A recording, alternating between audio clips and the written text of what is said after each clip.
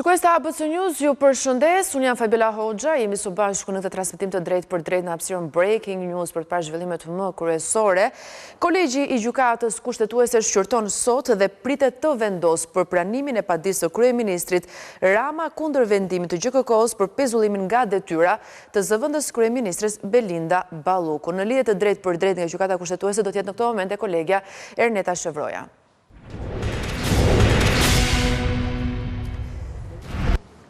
Erneta, të përshëndes, çfarë pritet të vendoset në mbledhjen e sotme të kolegjit të gjykatës kushtetuese?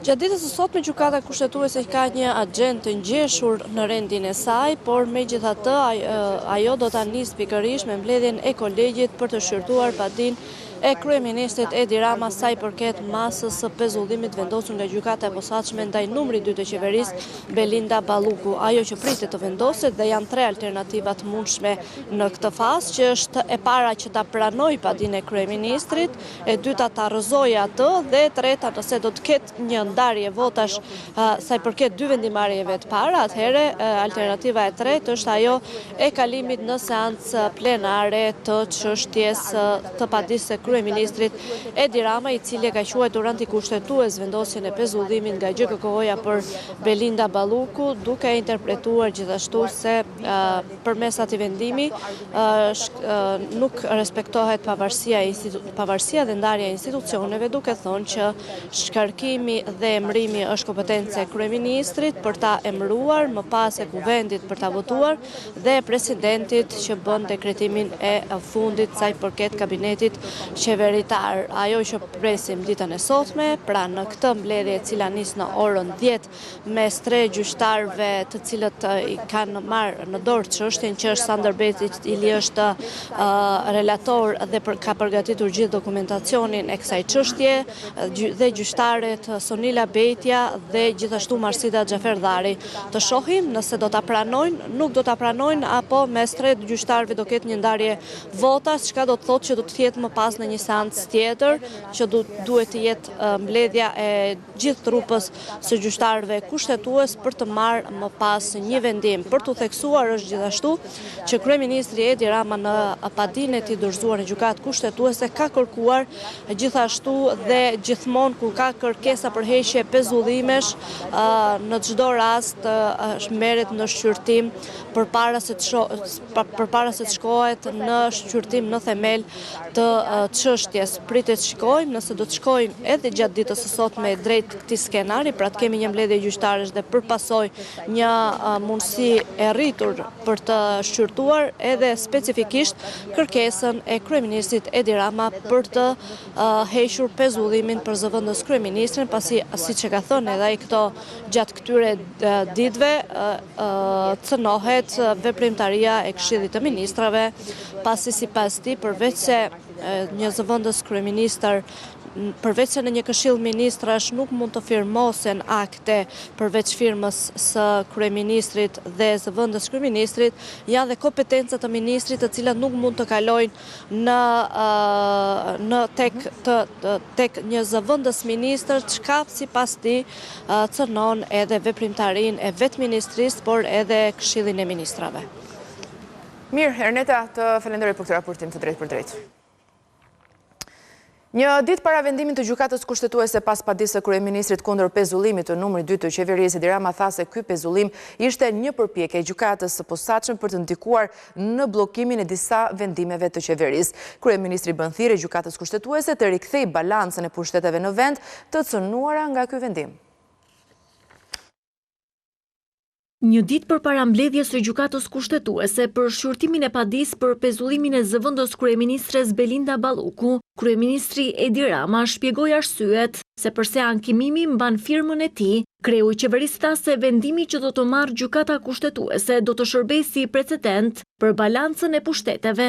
Nëse pezullimi një ministri nga një prokuror dhe një gjykatës sot do të legjitimohej si një drejt e lishme e drejtësisë, atëherë shtrirja e krahut gjyqësorit përtej kufirit ndarës me ekzekutivin dhe me vetë jetën politike shqiptare do të krijonte një precedent unikal të rrezikshëm dhe kërcënues, sepse duke i hapur rrugë presioneve politike ndaj qeverisë, destabilizimit institucional dhe manipulimit ekzekutivit përmes proceseve penale, do të ndodhte diçka që është e panjohur në Europë.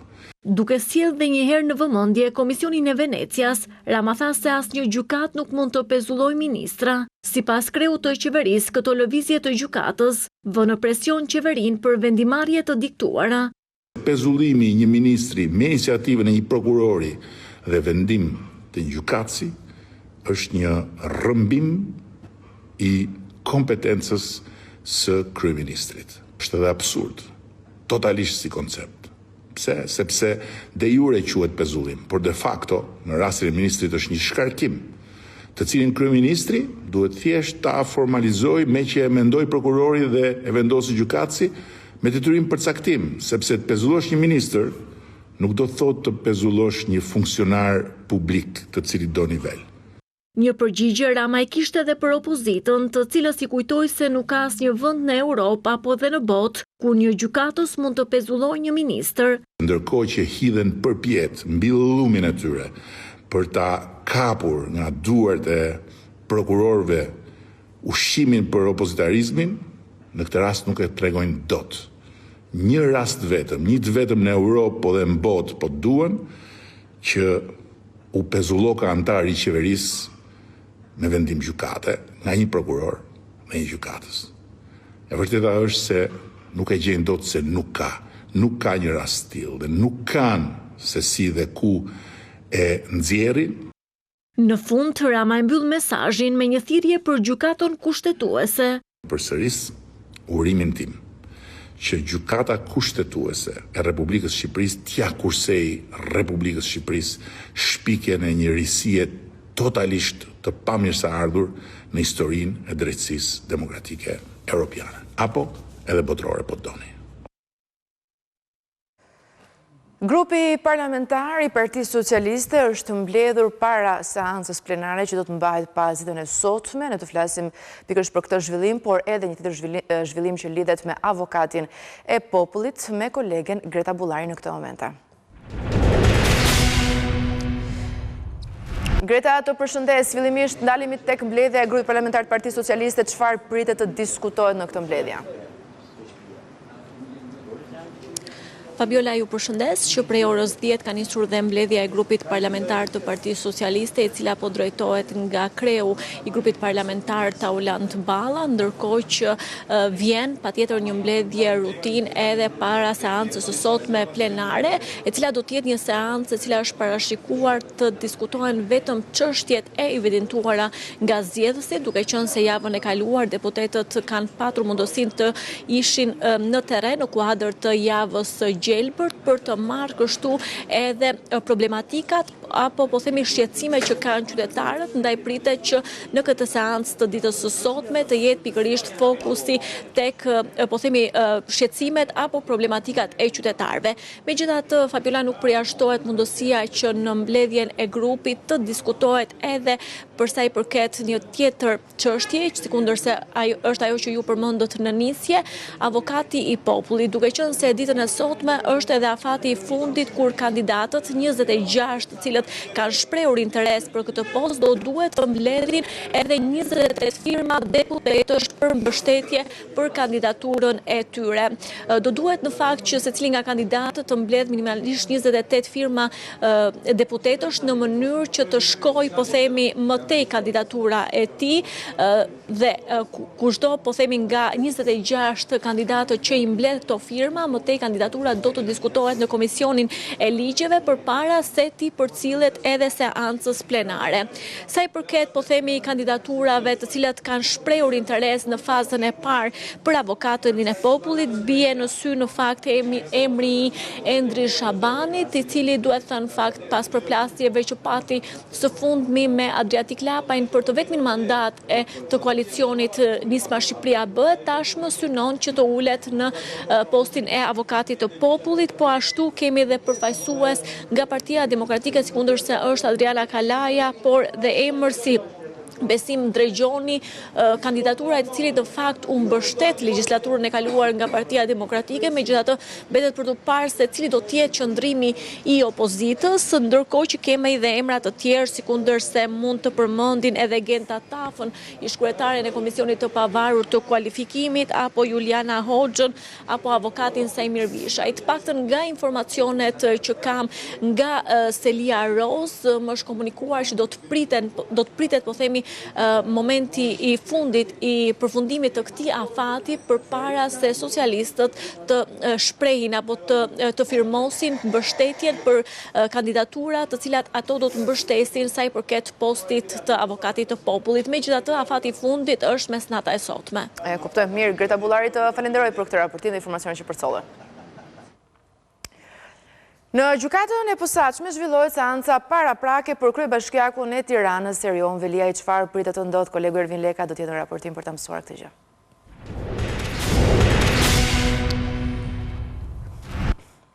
Ervin, të përshëndes, çfarë pritet të vendoset në këtë seancë për kryetarin e bashkisë Erion Veliaj?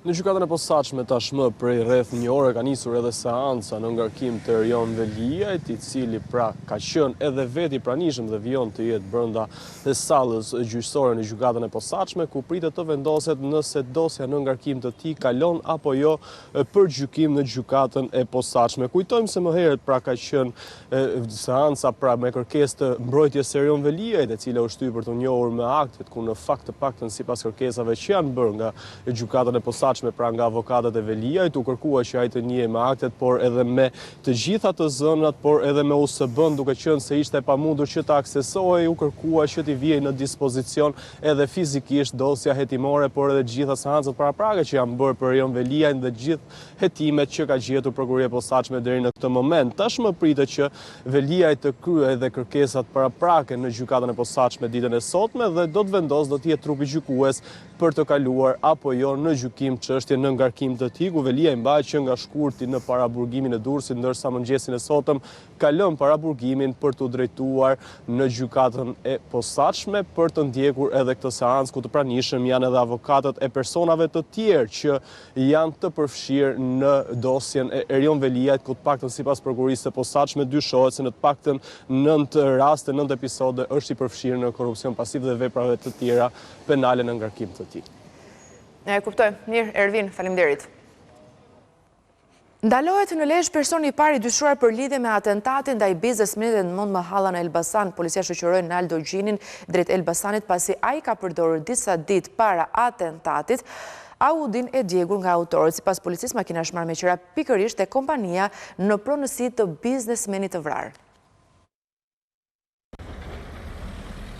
Një person nga Lezhë është ndaluar nga policia në lidhje me vrasjen e biznesmenit Edmond Mahalla, i njohur dhe si Edmond Hyka në Elbasan. Naldo Gjini u ndalua nga policia në Lezhë dhe më pas u përcoll për veprime hetimore policisë së Elbasanit, pasi ka rezultuar se ka përdorur makinën e autorëve. Për disa orë radhazi, policia po ushtron kontroll në banesën e tij në Lezhë me qëllimin për të gjetur prova në lidhje me rolin e tij në ngjarje. Sipas verifikimeve të kryera nga grupi i hetimit, Gjini ka përdorur disa ditë para atentatit në Elbasan mjetin Audi, që u dogj nga autorët pas ekzekutimit të biznesmenit Edmond Mahalla, i cili u qellua pranë kompanisë së tij mbrëmjen e të dielës në Elbasan. Këshyrja e kamerave të sigurisë nga grupi hetimor ku nxjerr në pa faktin se autorët janë parë të lëvizin disa herë duke ndjekur me kujdes lëvizjet e biznesmenit që kishte në pronësi një karburant dhe një subjekt makinash me qera. Sipas hetuesve, autorët kanë pasur informacion të saktë për prezencën e objektivit në ambientet e biznesit dhe kanë pritur momentin që ai të dilte nga zyra. Duke shfrytzuar këtë moment, autorët kanë qelluar mbi 43 vjeçarin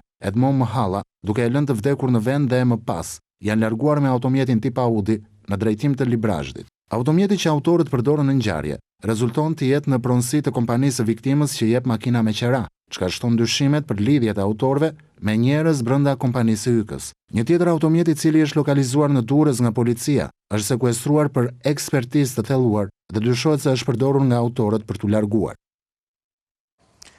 Do të jemi në këto momente me kolegin Edison Skënderi pasi ka të tjera detaj sa i përket hetimeve të grupit hetimor në fakt për vrasjen e biznesmenit. Është marrë në pyetje nga policia dhe ish ortaku i biznesmenit Edmond Hyka. Do të jemi në këto momente me kolegin Edison Skënderi.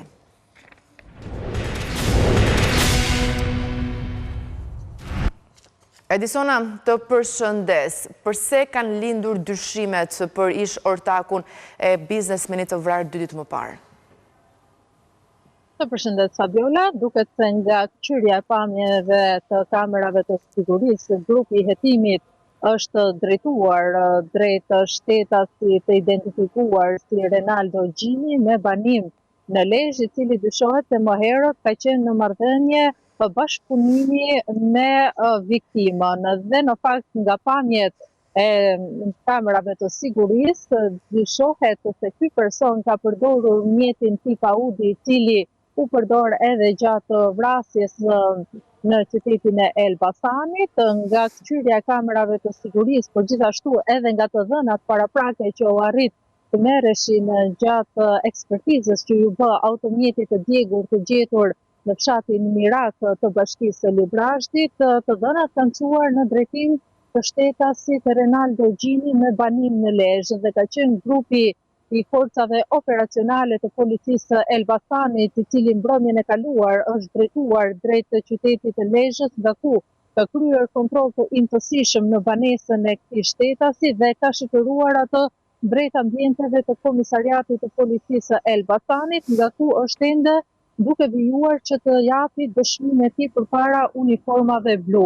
Ajo çka ka ngritur dyshimet për përfshirjen e këtij shtetasi në vrasjen e biznesmenit Mondi Mahalla në Elbasan ka të bëjë me faktin se ky person ka përdorur automjetin tip Audi disa ditë përpara se të ndodhte vrasja dhe kryesisht është filmuar nga kamerat në autostradën e rrugës së Kombit, duke bërë edhe pagesën për të kaluar. Sapo është shoqëruar në ambientet e komisariatit të policisë Elbasanit, Gjini është marrë në pyetje nga grupi i hetuesve dhe gjatë ripërsëritjes së pyetjeve nga ana e uniformave blu, mësojmë se ky i fundit në fakt ka dhënë dëshmi kontradiktore mbi pyetjen se ku është ndodhur mbrëmjen kur ka ndodhur edhe vrasja e biznesmenit. Të dyja përgjigjet e tij kanë qenë të kundërta me njëra tjetrën, çka ka ngritur edhe dyshimet e grupit të hetimit se mund të jetë i përfshirë në atentatin e ndodhur në Elbasan rreth 12 më parë. Gjithashtu kemi raportuar në fakt që mbrëmjen që ndodhi vrasja në Elbasan se u shoqërua me forcë, do ta themi, nga ana e autoriteteve të policisë, roja i karburantit që ishte në pronësi të Mondi Mahallës, pasi sipas të dhënave që kemi arritur të mësojmë, të paktën deri më tani rezulton se ky shtetas ka penguar hetimet e policisë mbrëmjen kur ndodhi vrasja dhe gjithashtu një akuzë paraprakisht dyshohet se ka të bëjë edhe me moskallëzimin e krimit. Pra, sa i takon rojes i cili punonte në karburantin e biznesmenit Mondi Mahalla, tashmë rëndon mbi të masa e sigurisë e arrestit. Pra, ky shtetas është arrestuar nga policia, ndërsa sa i takon ish ortakut të Mondi Mahallës, biznesmenit tjetër, të paktën deri më tani, Renaldo Gjini, ai mbetet i shoqëruar, por që ende nuk ka të dhëna të paktën të verifikuara nga ana e policisë të bëra publike ndaj medias në lidhje me masën që do të vendoset ndaj tij. Nëse dëshmia e tij do të mjaftoj për ta lënë të lirë apo do të qëndrojë në ambientet e komisariatit. I arrestuar deri në këtë moment është vetëm roja i biznesit?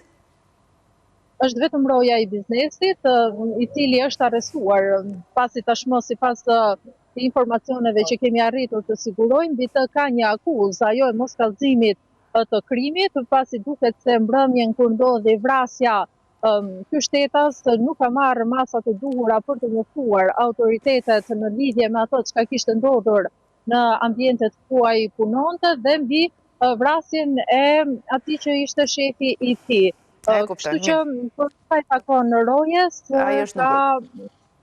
është në paraburgim. Mirë, Edisona, të falenderoj për këtë raportim.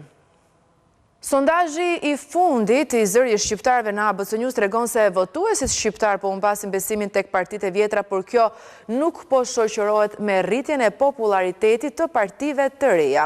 Gjetjet e sondazhit tregojnë se të zhgënjyer nga Lapa dhe të tjerë duan parti të tjera. Nga ana tjetër, edhe goditjet e drejtësisë në të dy krahët politike duke se kanë sjellë zhgënjimin e 46.1% të votuesve të partive të vjetra, që përbën rreth 867.000 vota. Sondazhi evidenton edhe se 45.1% ose rreth 395.000 votues e kanë humbur besimin te klasa aktuale politike. Besimi për të vjetrit bie, por shpresa për të rinjt nuk rritet. Sondazhi i fundit i zëri shqiptarëve në ABC News tregon se votuesit shqiptar, të cilët u penduan se votuan Partinë Socialiste apo Partinë Demokratike 7 muaj më parë më 11 maj, nuk preferojnë as partitë e reja politike, mundësinë e sheajt, Shqipëria bëhet e Lapajt apo lëvizjen bashkë të Arlind Qorit. Goditjet e fundit të drejtësisë së re, Majtas dhe Djathas, kanë sjellë një zhgënjim në nivel 46.1% tek votuesit e dy partive të vjetra, ose përafërsisht 876.000 vota, të cilat aktualisht nuk shkojnë as për Partinë Socialiste, as për Partinë Demokratike, ndërsa vetëm 53.9% apo rreth 1 milion i qëndroj besnik dy partive tradicionale. Por vetëm 8.6% e tyre, e të zhgënjyerve, apo 75.000 votues, thonë se mund të votojnë Sheajin, Lapajn apo Qorin, herën tjetër. Me një llogari të thjeshtë, nëse me 11 maj këta të tre së bashku morën mbi 137.000 vota, të cilat u përkthyen në 4 mandate, qytetarët nuk i japin atyre më shumë se 2 mandate të tjera, duke e zvogëluar sërish pakicën e tretë. Sondazhi i ABC News tregon se 45.1% e kanë humbur shpresën tek politika, që do të thotë 395.000 vota të humbura nga klasa aktuale e përfaqësuar në kuvend. Bie në sy se një pjesë shumë e madhe e numrit total të zhgënjyerve, 46.3%, apo afërsisht 406.000 votues në 11 maj, shpresojnë në krijimin e partive të reja opozitare, edhe më të reja se Lapaj, Qori e Sheaj. Kjo tregon se 3 partitë e reja parlamentare kanë zhgënjyer votuesit që nuk zgjidhnin dy partitë e vjetra, Partinë Socialiste dhe Partinë Demokratike. Nga sondazhi rezulton se më të zhgënjyerit janë më të rinj, me një moshë mesatare 43 vjeç dhe më të mirë arsimuarit me 13.6 vite shkollë, kurse partitë e vjetra po plaken së bashku me mbështetësit e tyre. Ata që i mbështesin akoma janë edhe më të vjetërit, me moshë mesatare 54.1 vjeç dhe më të paarsimuarit me 11.9 vite shkollë. Një lajm i keq për ata që më 11 maj votuan për partitë e reja opozitare dhe një lajm i mirë për dy partitë e vjetra politike, për Ramën sepse pavarësisht rënies së treguar në sondazhet e fundit me 7%, mbetet një parti mazhoritare fituese, pa konkurrencë. Por mbetet dhe një lajm edhe më i mirë për Sali Berishën dhe Partinë Demokratike, që ndonse e kanë humbur vendin e dytë përballë votës së shqiptarëve me një mbështetje vetëm 27%, ata që ja kanë marrë vendin e dytë të zhgënjyerit janë me syt nga qielli dhe nga dielli për të pritur të tjerë të rinj, sepse me sa duket, Lapaj, Qori dhe Sheaj nuk i ndihmon dot as pak dhe as zhgënjimi ndaj Ramës e Berishës. Vetëm 3 muaj pas futjes në parlament, shumica e shqiptarëve i konsideron edhe ata zyrtarisht të vjetër.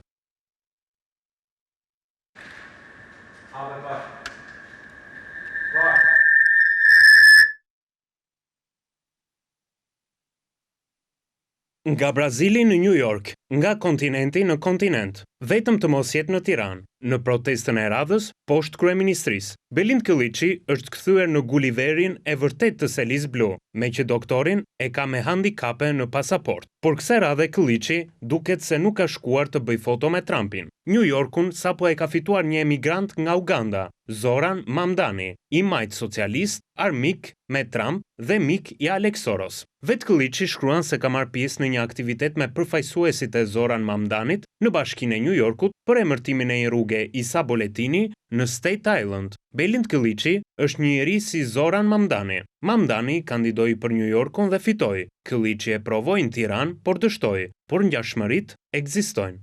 Belind, ai ti e zber natural, ai e kishte nga tjetër hall.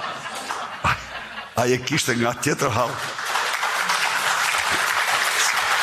Ezmer apo jo, Këlliçit ambicjet nuk i mungojnë, por sot nuk është rasti që ai t'i shprehë në Tiranë. Në protest nuk mungoi Ervin Saliani, i cili as nuk harxhon para për udhëtime dhe as fjalë në foltore. Ai ka nisur aksionin e tij në terren, aty ku për momentin as Berisha dhe as Kylliçi nuk e kanë edhe aq të lehtë. Jo se u mungon dëshira, por besimi i njerëzve që si gjithmonë i thrasin, por nuk u vin, ashtu si sërish të ënën e tretë në foltore. Por Berisha nuk dorëzohet. Pikërisht kur Ervin Saliani shpalli nisjen e foltores së tij të mërkurën në Durrës, doktori i doli para. E nis të martën udhëtimin e tij nga Tirana, një sinjal se edhe tek Rengjet ai është profesori, ndërsa Saliani thjesht një student i tij i mirë. Sali Berisha nuk thot se do të votojë kundër ndryshimit të 2 ligjeve në reformën për drejtësi që forcojnë procesin e kontrollit dhe vettingut ndaj prokurorëve. Megjithatë, ai ka vazhduar sulmet ndaj Altin Dumanit deri në Gjokës, ndërsa shkoi në SPAK për të firmosur prezencën për masën e sigurisë. Ai u duk sërish i paqartë lidhur me thelbin e dëshmisë vetë ofruar nga Ilir Meta për ngjarjet e 21 janarit, duke theksuar se ashtu si atëherë ai nuk dorëzohet para asnjë shantazhi. Sali Berisha u paraqit të ënën në mëngjes në SPAK për masën e sigurisë, duke nisur edhe muajin dhjetor si i pandehur. Si çdo muaj në 14 të fundit, doktori doli e turfulloi ndaj Altin Dumanit dhe nuk është sinjë lam të mirë për drejtuesin largim. Dumani largohet nga drejtimi i SPAK, por jo nga hetimi i 21 janarit dhe dëshmia vullnetare e Ilir Metës të paktën nuk duket se ja ka shtuar qetësinë. Cilat gjëra din Ilir Meta më shumë se ç'di unë mund të di, sepse çdo njeri ka dhe është normale, sepse ju e dini që ajo ngjarje ka në bazë falsifikimin, dhe aty fillon falsifikimin, manipulimin e një regjistrimi të ish-ministrit të ndjerit Dritan Prifti, i cili për hir vërtetës mendoj se do mund të më bënte presion, po unë i thash, sa të dalish nga dera ime bëje publike, ky jam unë, s'mund marrë kushpeng muz, po se erdhi jo, kam ikë shka, po. Kështu që Ilir Meta mund të ketë gjëra për të sqaruar më shumë se sa unë në këtë drejtim. Duket se nuk ka akoma shumë informacion për Metën. Me më shumë qetësi ama, pret ndryshimet në 2 ligjet e reformës në drejtësi, që po propozon Rama. Koincidon që janë ndryshime në statusin e prokurorëve, raca të cilën doktori e sheh me shumë skepticizëm në 15 muajt apo edhe 15 vitet e fundit, që kur ata i dolën përballë për dosjen Partizani apo pas 21 janarit. Rama diçka kërkon të ndryshoj, por doktori nuk është ende gati, sepse me sa duket, marrëveshja nuk është pjekur ende, rëndësi ka që nuk do të votoj kundër. Jo, ne nuk marrim pjesë në asnjë ndërhyrje në ligjet e reformës drejtësisë. Nuk marrim pjesë. Ne i kemi shprehur qëndrimet tona, ata duhen të hapin shtegun, se ju e dini që ata kanë përgatitur kodin penal, nga i cili kanë hequr shpërdorimin e detyrës, pra ne nuk kemi asgjë të përbashkët me propozimet e tyre për ligjet për drejtësinë. Jo, ti bëjnë vetë ata, i kanë votat.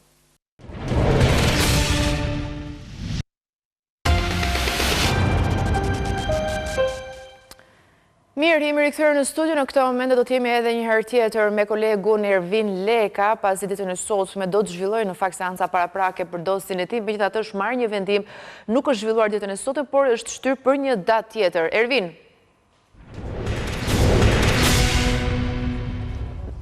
Ervin, ja ku jemi sërish, do të zhvillohet ditën e premte. Për çfarë arsyesh dhe argumentesh u shty seanca për Erion Veliajn?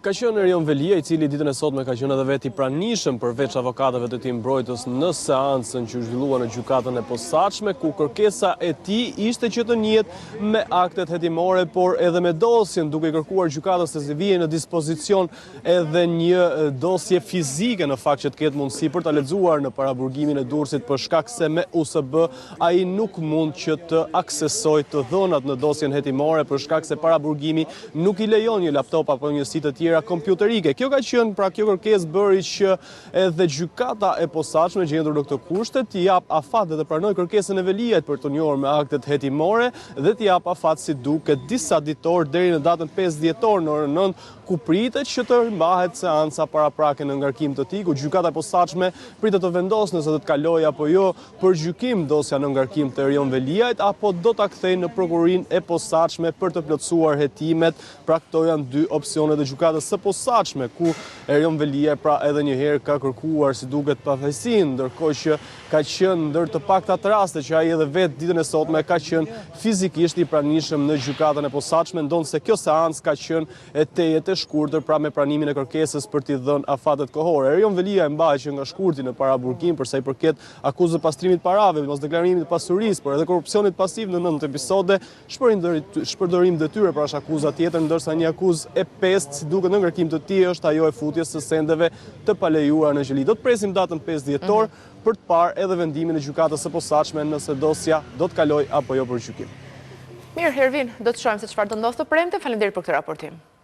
Ishte gjithçka e përgatitur për Breaking News, për tepër ju ftoj të klikoni në webin tonë abc-news.al për tjera zhvillime në radio, na gjeni në frekuencat 105 FM. Në orën 11 do të jeni me kolegin Kassandra Pali. Faleminderit që na ndiqni.